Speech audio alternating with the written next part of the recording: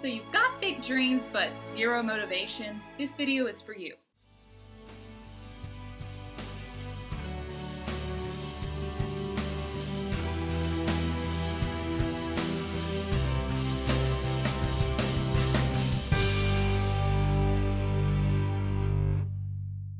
Honestly, it's about time we had this talk. What you're about to experience is full-on life-changing. We're about to solve a serious issue that is plaguing people who have dreams but lack the drive or motivation to chase those dreams. Let me first say that drive and motivation are skills that can be mastered to anyone who is actually willing to put in the work. It's all mental, and we're about to take that first step.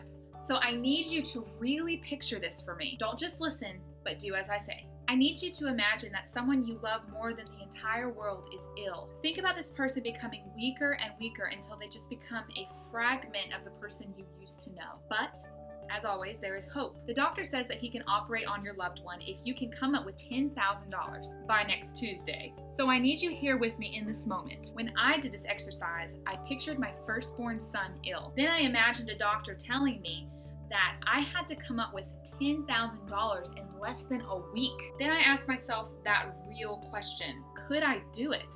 Could I come up with $10,000 in less than a week?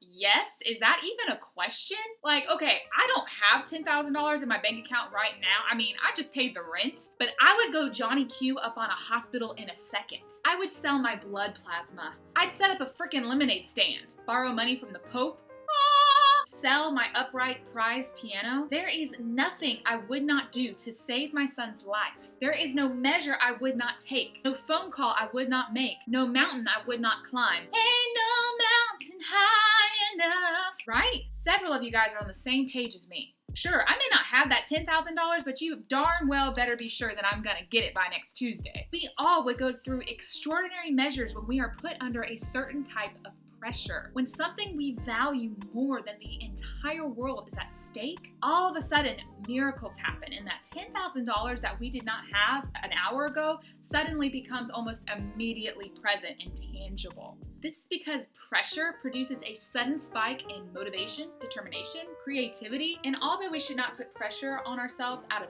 fear, there is a way we can indeed channel that motivation and channel that same feeling that we feel in dire situations into everyday living.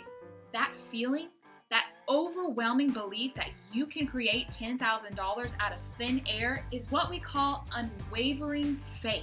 And that faith right there is what all human beings need to make extraordinary things happen. People who are successful live under that type of pressure on a daily basis. Successful people know logically that if they can create $10,000 in a dire circumstance, then they can do that same thing in any other given situation. The only thing that is standing in the way of you producing that same result is that right kind of pressure that brings about determination, motivation, innovation, creativity, purpose, faith. You, right now, have everything you need to succeed right here and right here. You just need to learn how to unlock that power that's already there and apply that right kind of pressure that squeezes out the good stuff that's in you. And this has to happen on a daily basis. If you can create $10,000 in a certain situation, know that you can.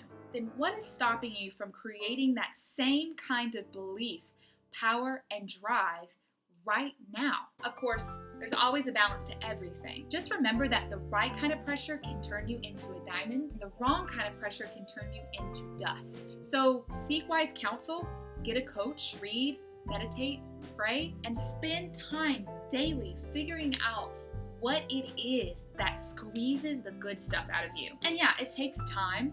Takes practice, but as with every new skill, it can be mastered.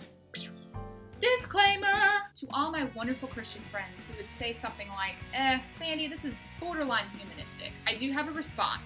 First, no one believes in the power of prayer more than I do, but I have learned that at some point, we've all got to become legs to our own prayers or nothing gets done. So yes, pray, meditate, shout, and believe, but do something. And read the book of James if you have any questions about how faith and work go hand in hand.